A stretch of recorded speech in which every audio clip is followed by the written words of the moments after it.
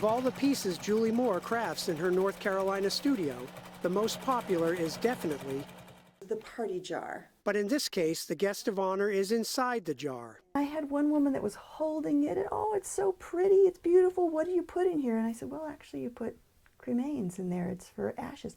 She dropped it and ran. Moore is hoping for a different reaction next month at Oakwood Cemetery, which is hosting its first ever urn contest. We do get some strange looks when we say we're hosting a national urn competition.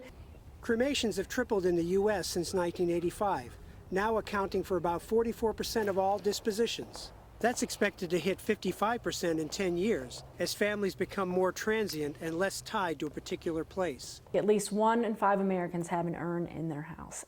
And if you're going to put someone on your mantle, you want them to look nice. Which increasingly means it doesn't look like an urn.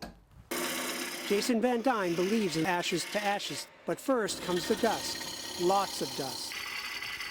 It's something that the owner would be happy and to have on display, and that they can feel proud of, and they feel good about their loved ones being in. Moore makes her pieces out of found objects and sometimes the clothing of the deceased. What I wish for them is to have something that is uplifting and comforting and beautiful, because that's what that person's life was to them. It was a beauty. Oakwood has received more than 24 entries, pieces made of everything from North Carolina longleaf pine needles to tooled Wyoming leather. Moore is entering her party jar and another piece. First prize is $300, but the artists say providing a beautiful vessel for some family's loved one is the real reward. Alan Breed, Associated Press, Raleigh, North Carolina.